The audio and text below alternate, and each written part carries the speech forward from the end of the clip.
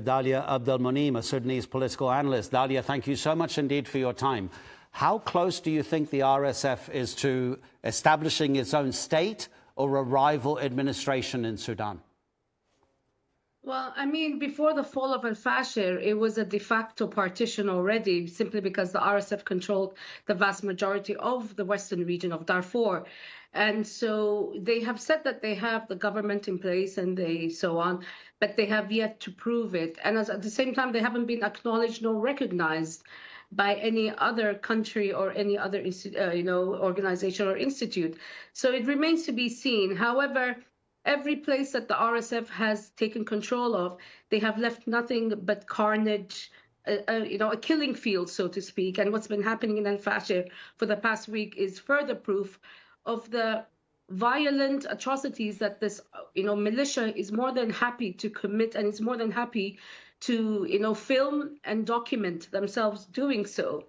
And I mean, there were even videos of an RSF commander telling his soldiers to leave no one alive. Now, you're not talking about combatants or soldiers that they're killing. You're talking about civilians, elderly, women, children. And, there's mass executions. There's reports of rape. There's reports of kidnappings, of beatings. And this is the carnage that the RSF leaves wherever they end up in. So how they can be considered a viable government or political entity remains to be seen. And the UN itself has also, the Security Council, they released a statement saying that they do not recognize the partition of Sudan, and they will not recognize any other government.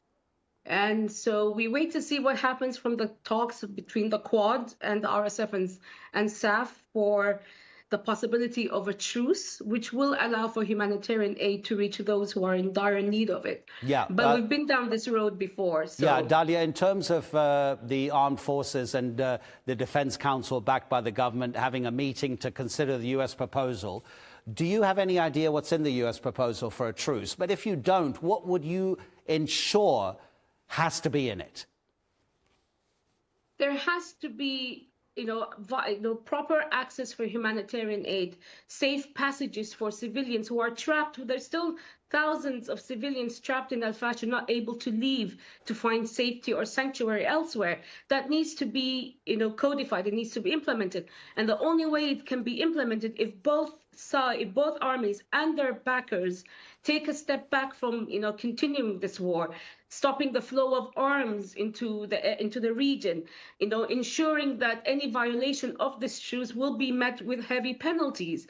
We've gotten a lot of statements and a lot of promises, but nothing has ever been fulfilled or seen through to the very end. I mean, there is a UN embargo of arms over Darfur since the 2000s.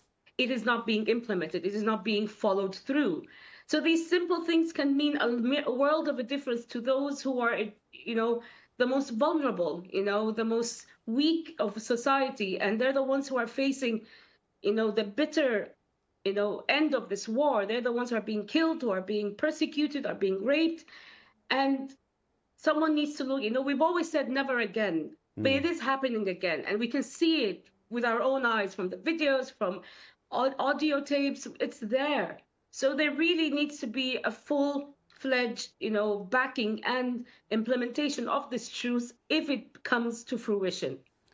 Is this the inevitable result of the many years of dictatorship of Omar al-Bashir? Or have these two men, Dagalo on the RSF side and Burhan on the side of the SAF, the armed forces, have they created this themselves?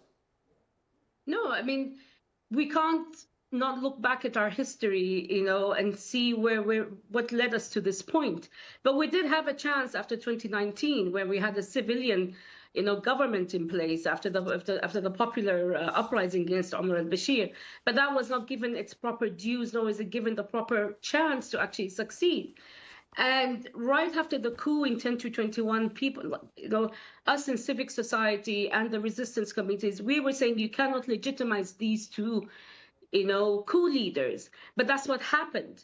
And as a result of that, they became bedfellows, and then they fell out.